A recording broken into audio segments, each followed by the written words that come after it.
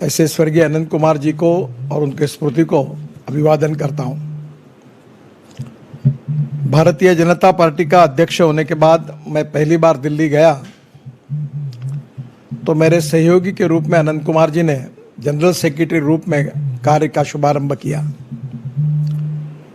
Bharatiya Janata party के parliamentary board के वो सेक्रेटरी भी थे और विशेष रूप से अटल जी के मंत्रिमंडल में एक ज्येष्ठ मंत्री के रूप में उन्होंने कार्य भी किया था।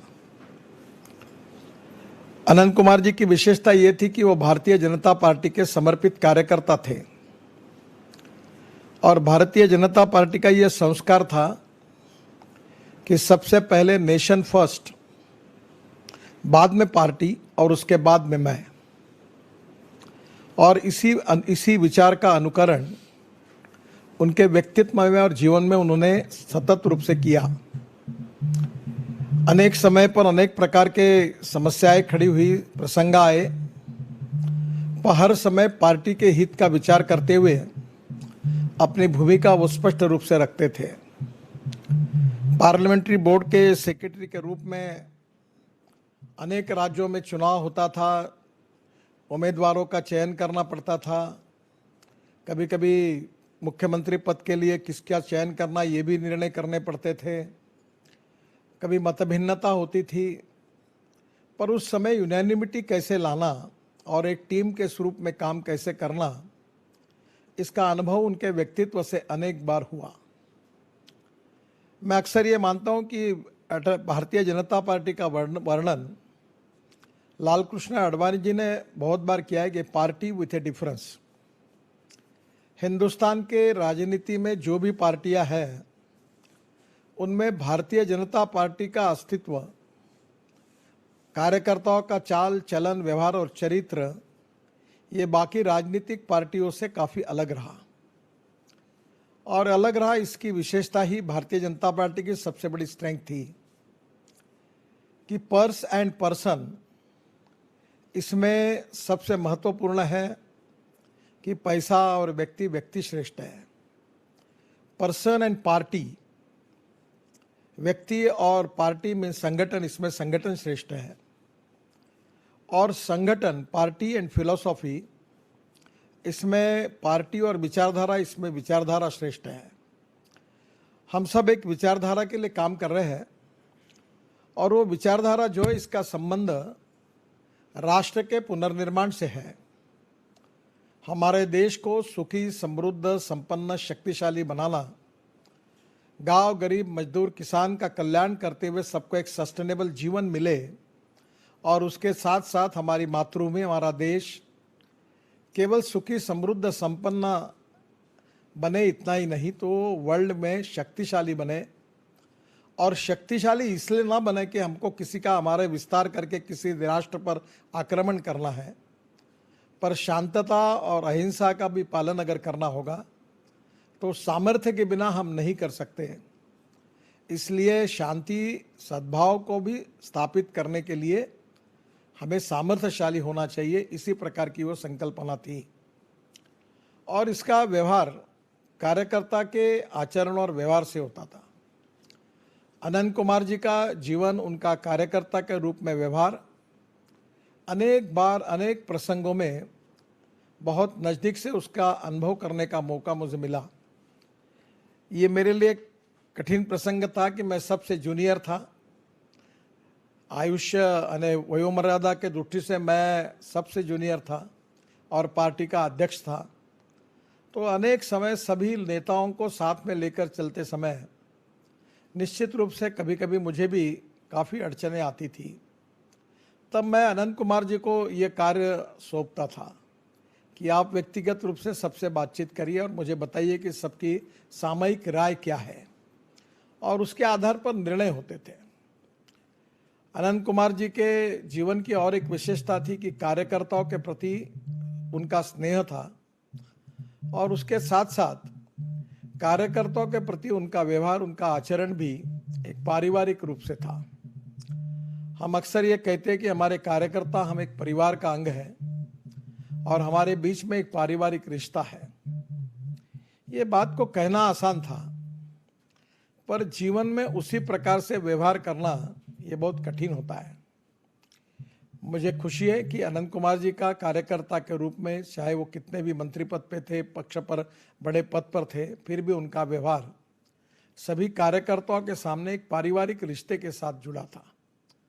और इसलिए भारतीय जनता पार्टी का एक बहुत बड़ा नुकसान हुआ है कि अनंत कुमार जी, अरुण जेटली जी, सुषमा स्वराज, ये तीनों एक समय मेरे साथ पार्लियामेंट्री बोर्ड के सदस्य थे, आज तीनों भी हमारे बीच में नहीं है। वेंकैया जी उपराष्ट्रपति बन गए तो वो भी आजकल राजनीति में सक्रिय सहभाग उनका नहीं है। और इसलिए स्वाभाविक रूप से अब जब भी हम लोग बैठते हैं तो राजनाथ सिंह जी और मैं पुराने साथियों में से, और रामलाल जी जो हमारे साथ काम करते थे वो भी अब संघ में चले गए, तो बहुत बार पुराने दिनों की याद आती है। ऐसे अनेक प्रसंग थे जो कब खुशी के थे, कभी समस्याएं थी, कभी अड़चने थी। अनेक प्रकार के प्रसंगों में जिस कुशलता के साथ अनंत कुमार जी का उपयोग करके अनेक जगह पर उन समस्याओं पर मात करने के अनेक प्रसंग मुझे याद है।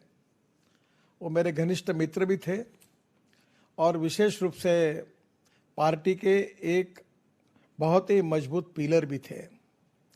मुझे याद है कि विद्यार्थी परिषद में हमें एक बात बताई गई थी कि हम एक टीम के रूप में काम करते हैं, और एक बहुत अच्छी बात बताई गई थी कि ए नाम के व्यक्ति ने ए स्क्वायर काम किया और बी नाम के व्यक्ति ने बी स्क्वायर काम किया तो टोटल वर्क ए स्क्वायर प्लस बी स्क्वायर होता है। पर जब ए और बी मिलकर साथ में काम करते हैं, थिंक टुगेदर, वर्क टुगेदर, तो ए प्लस बी ब्रैकेट में स्क्वायर, इसका उत्तर आता है A square plus B square plus twice A B. ये जो ट्वाइस ए बी जो परिणाम है, ये कलेक्टिव टीम स्पिरिट का परिणाम है कि अध्यक्ष से लेकर सेक्रेटरी, जनरल सेक्रेटरी तक एक टीम बनती है और उस टीम में हर व्यक्ति जिम्मेदार है, हर व्यक्ति महत्वपूर्ण है और हर व्यक्ति उसके काम के दृष्टि से उसका मूल्यमापन करते हुए वो निश्चित रूप से बड़ा भी है। पर हमें ये सीखना होगा कि सामूहिक रूप से मिलकर काम करने की पद्धति को विकसित करना। यही बात अटल बिहारी वाजपेयी जी कहते थे कि हमें ऐसी संगठन पद्धति को विकसित करना होगा कि हम सब लोग मिलकर सामूहिक रूप से काम कैसे कर सकते हैं। अनंत कुमार उस टीम में ऐसे एक विशेष रूप के कार्यकर्ता थे कि उन्होंने इस टीम को हर समय मजबूत करने की कोशिश की। और टीम वर्क के कुछ प्रिंसिपल भी होते हैं। किसी की अच्छाई जो होती है वो सबको बताई जाती है और किसी की कमियां अगर होगी तो व्यक्तिगत रूप से उसको बातचीत करके वो समझाई जाती है। आज भारतीय जनता पार्टी एक यशस्वी राजनीतिक पार्टी के रूप में विश्व की सबसे बड़ी पार्टी बनी है। हमारी सदस्यता वर्ल्ड में सबसे ऐसी राजनीतिक पार्टी के सबसे ज़्यादा है और ये पार्टी आज विशेष रूप से मोदी जी के नेतृत्व में जो सरकार हमारी काम कर रही है उस कार्य की भी प्रशंसा दुनिया में हो रही है।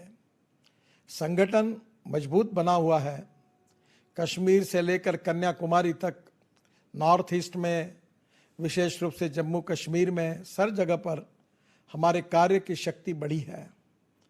पर यह शक्ति अचानक बढ़ी नहीं। शुरुआत के समय में उन कार्यकर्ताओं को उपहास, अपमान सहन करना पड़ा। राजनीतिक यश मिलना भी मुश्किल था। अनेक जगह पर अपमान होता था, उपहास होता था, चुनाव में जीत नहीं होती थी।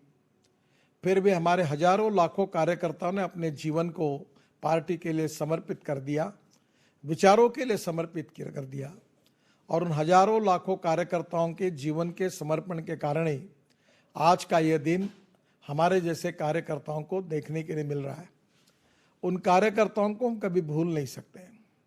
उसी मालिका में मैं अनंत कुमार जी के भी कार्य को मानता हूँ। कर्नाटक में पार्टी के विस्तार के रूप में उनका बहुत बड़ा योगदान था।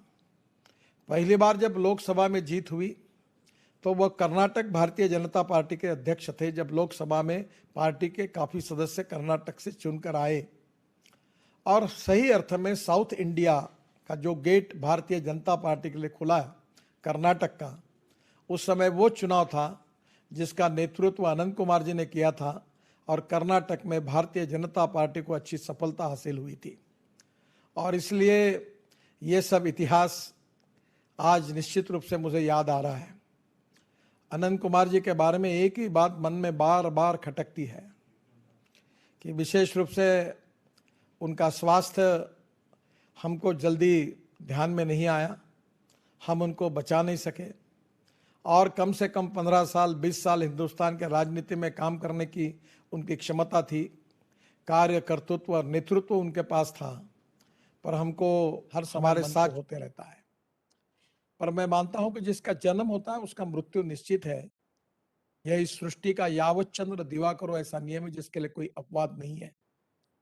हमारे लोकमान्य तिलक जी ये कहते थे कि एक आधे व्यक्ति ने अपने जीवन में कितने साल का जीवन व्यतीत किया है ये महत्वपूर्ण नहीं है, तो उसके जीवन में उसने कम समय में कितना अच्छा कार्य किया ये महत्वपूर्ण है।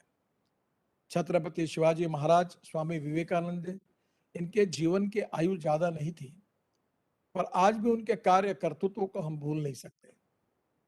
भारतीय जनता पार्टी के इतिहास में भी हमारे दृष्टि से अनंत कुमार जी की जीवन आयु बहुत ही कम थी।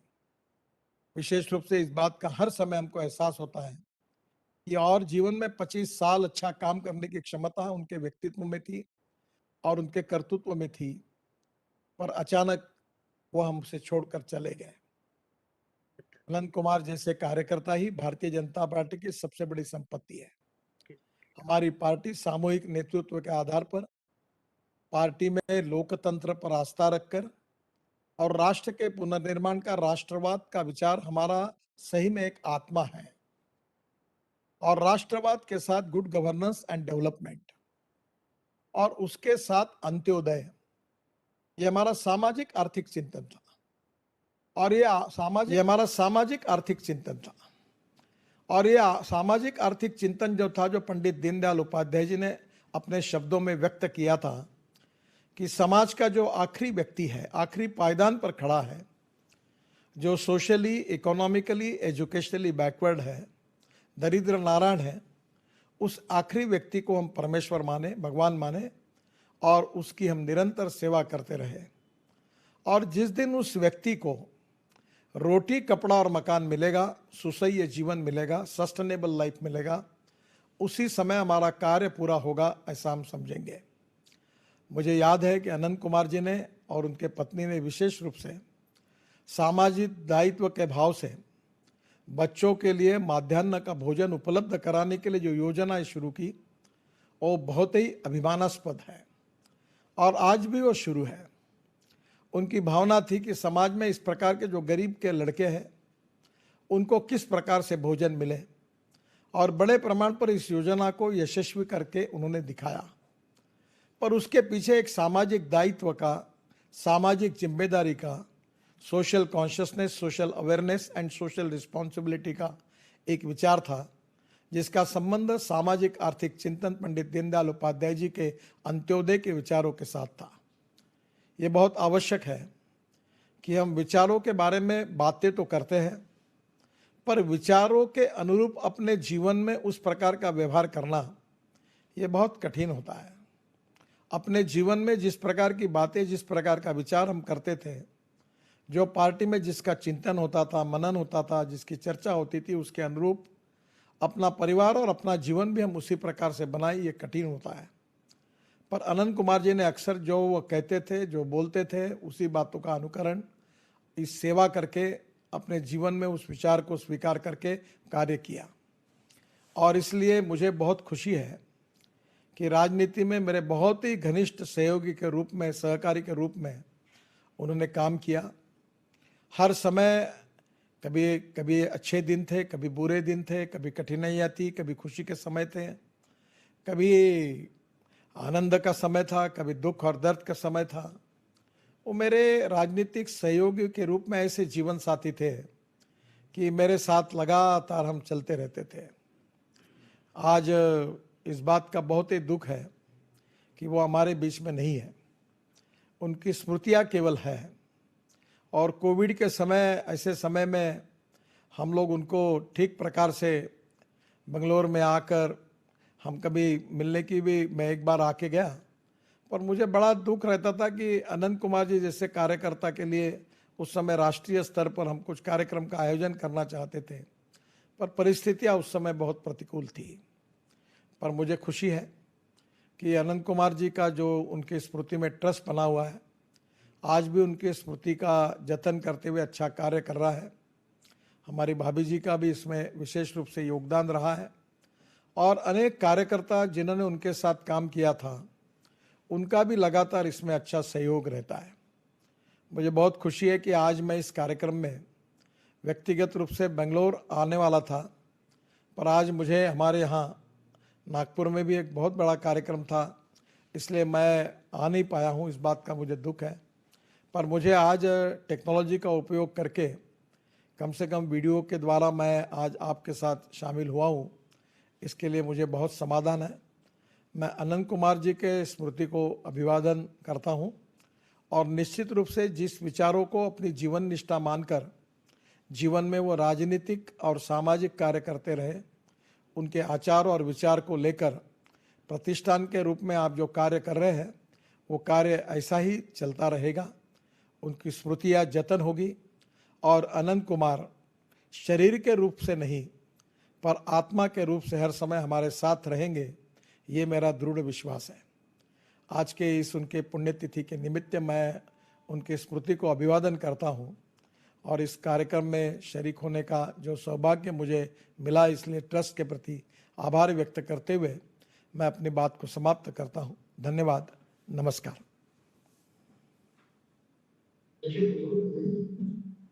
बहुत बहुत